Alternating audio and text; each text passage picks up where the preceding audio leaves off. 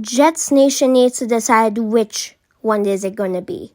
Jets, Jets Podcast 88. What's up, everyone? Welcome back to another episode of Jets Podcast 88. And I'm going to do something real quick. I am so sorry to the ones who had to watch my Cryptidide podcast episode on YouTube. And it's not my fault. I didn't notice that the audio was Cryptidide until today, and I'm so sorry. But this video will be posted on Wednesday before Thanksgiving. So, thank you so much for going with me. Anyways, let's get back to the podcast episode. Beep! Okay, so today, everyone, we will have a competition today to see which quarterback the Jets should draft. It's gonna be, drumroll please, T.D. Simpson versus Mendoza. And by the way, all of these stats are from week 13. So if they're out there in week 14, I'm sorry. Please forgive me. Okay, let's get back. So we will be picking, the first quarterback we'll be doing today is T.D. Simpson. Because he's the pick that should be going to us. Unless if we start winning now and get 8 and 9. Which I think is not going to be possible, considering we do have the Patriots and Bills on our schedule still. Anyways, though, taking a look at his stats, he has, in away games, he has had no interceptions. In conference games, he has only 2 interceptions. So in home, he cannot play good. And in November, he has 3 interceptions. By the way, I think 2 interceptions did come from the last game, which I think is actually pretty bad. And he only has 2 touchdowns. Not good. He has not had a good November. But the good news is his 2025 stats are 237 completion percentage, 237 completions from 3,354, 66.9, 2,934 yards, 83, an average, 22 touchdowns, 4 interceptions, 75 long. The longest I think is 75, and his RTG is 1548. He has also a 1.56 in RGG versus conference play, and he has over 1,009 versus conference. And he also has 13 touchdowns. His last games were actually pretty good. As in his last couple games, he has thrown 3 interceptions in the last 2 games. Not good for the Alabama quarterback. The good news is that he has seen better days. However, though, his rushing stats, though, have not been the best. So he's going to be, I think he's like a Brady Cook, if you ask me, to be honest. A better Brady Cook. I haven't seen no game tip, but what I see is that Alabama does play against Auburn, which Auburn was ranked one time. I don't even know why. They're actually 5-6. Oh my god, it's in ABC, so people can watch it. The away games are the complete percentage. So yeah. What do I think about him? He's fine. I say he's the next Anthony Richardson, the next Caleb Williams, because he doesn't throw a lot. His passing yards, however, though, he does have more passing yards than Mendoza. That means he's airing the ball more. My worry is that those interception numbers can increase, and he could be the next Jameis Winston. Because he doesn't run either. I'm not sure how. I hope if they get T.D. Simpson, I recommend to bench T.D. Simpson. I don't think he's ready to start in week 1.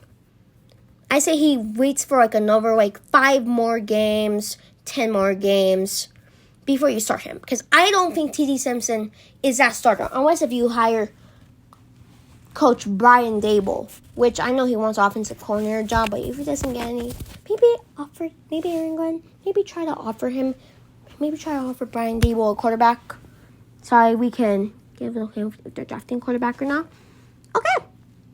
I say T.D. Simpson, you get a before scene, I give you a 7.1 out of 10. I say you're not one of the best quarterbacks, but I have seen worse quarterbacks. Okay, so let's talk about now Mendoza. Mendoza is a junior The height is 6.5. Oh, yeah, we should also talk about T.D. Simpson's height. 6'2", 208 pounds. Skinny. You got to give him a good offensive lineman.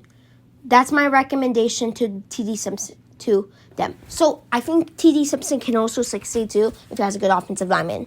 Now let's talk about this Fernando Mendoza guy. He lays more and he is taller, which is good for quarterbacks.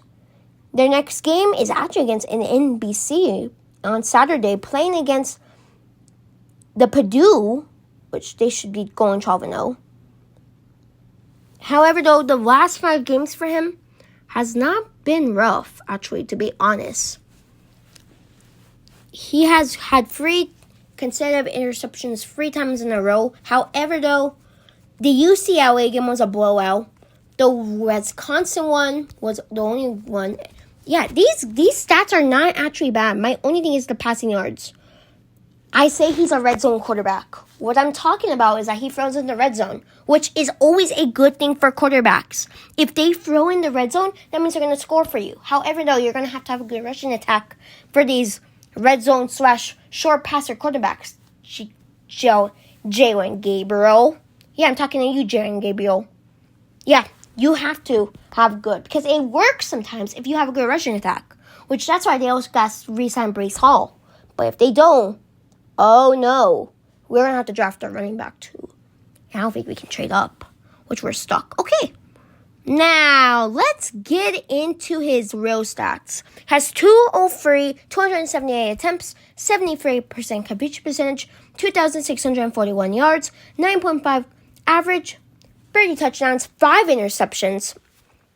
I mean, the interceptions numbers are not surprised because T.D. Simpson has only thrown 22 touchdowns and 4 interceptions. So I give him the credit. 62 long and 184.8. So he has carried his team a lot. His away numbers are bad. He cannot play away. His conference numbers are good. 5 touchdowns. 5. All his interceptions came from conference play. Which means, which I'm going to be honest, that's a good thing. I think that's kind of actually better. Because T.D. Simpson actually threw 2 interceptions against a cupcake team. A cupcake team? Wow. Now T.D. Simpson has a lot to play good. So we have a home problem and we have an away problem. So which one would you rather, home or away game? I say that Fernando Mendoza is the safe option here, considering he has a better completion percentage and he has 30 touchdowns. Now, my thing about it, though, can they keep it up? Because I have seen teams. I have seen these quarterbacks who have 11-0 records. Let's see. I don't know any. I actually don't know any. But I know teams who love these guys. And I don't actually mind if they go on their way. But I'm just really tired, so I'm just talking. Just if the sky is blue or not. That's the mood. Anyways. Oh, wait. Do we have a sponsor today? Just kidding, we don't. However, though, I do have some news. Tomorrow, you guys, I will be posting this out loud around 7:30. If you want to come to my Jets YouTube channel, or if you're watching this on YouTube, subscribe. Come to my Jets Broadcast 88 YouTube channel to watch the Thanksgiving recaps, which will be exciting to watch. I'll be bringing my teammates with me just to make those recaps. Yeah, I will. It's going to be a fun day. I recommend you guys join me because the more people, the merrier. Anyways, getting back to the video. Beep. Yeah, we got to get back to the video, you guys. Anyways, so what are the best tips to develop a quarterback? Well, the first tip is that my first tip about developing a quarterback is always pick the right guy. Pick Aaron Glenn's guy. If you want to trade up, I don't really care if you trade up. My thing is, though, do not try to erase all your capital. I feel like the trade can be pretty bad. And I don't know why the Titans really want the first overall pick again. But if they do, it's okay. They have the Jets have the 4th, by the way. Our goal is, in my opinion, I feel like the Saints is a must-lose game if we want to have a better seed than the Saints. But at the same time, though, we did lose a must-lose game. Unless if Shedeur Sanders can play great football, which we want to. I actually think I would rather have Shedeur Sanders play great football. And here's the reason. They don't need to draft a quarterback when Shedeur Sanders is playing good football. Huh? Good thing he got benched, though. Because that's always a good move when you see your quarterbacks get benched for at least, I don't know how, week 12? Let me count. For 11 weeks, the same amount as Lamar Jackson. Do you see the reference? The Minnesota is not making it to the playoffs. Sadly. But however, though, if he can average some good numbers, I don't see the Browns drafting him. However, though, that's a good resume. Bench the quarterback because they have a better chance if they're benched to do good. Maybe if you have a Michael Penix problem. Yeah, Michael Penix was definitely a reach. Seeing the pick. And the Falcons fans did have the right to get upset for that pick. Because now he's injured and we're playing against them. Recommendation, watch the predictions video. But, yeah, that's you. Where I had to guess, actually. So, hey, the guess was actually pretty cool. And he actually had something to say to me. He said, Chloe, if you guys want to draft a quarterback, recommendation, don't do it if you have 2 picks. Do it in the beginning, and then do it in the middle round if he's still available. If not, just trade up or trade down the pick if you're going to draft a quarterback. Because I know you don't want to draft a quarterback. Okay, I guess that's a reference to Michael Penix. If people didn't catch that. Okay, now let's talk about step number 2 for the Jets to succeed and get their quarterback developed and have their first quarterback success since Mark Sanchez. My next thing about this is consider if you want to have a good backup, consider yourself have like a Kyler situation or have a variant, like a Jimmy. I think Jimmy Garoppolo is one of the most underrated players you can get. I don't care if he plays bad. He's a variant, and we want variants in this team.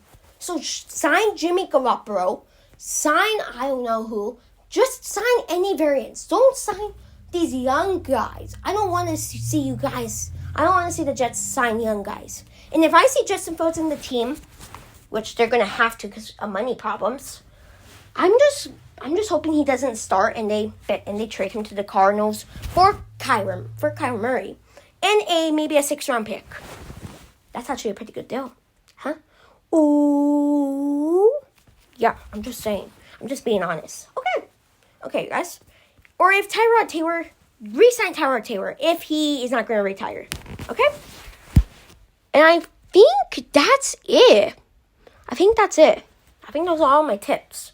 But if you guys want to stay tuned to more awesome content, I need you guys to hit that subscribe button. Or if you're in my podcast, my Jets podcast website, hit the follow button. I know you guys would love to hit the follow button because I know some of you guys are very, don't like the Jets and just say, hate the Jets.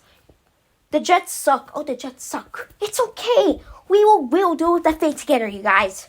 Don't give up your hope. Subscribe or follow. And if you're watching this on Apple, you're a smart cookie. Have a great day.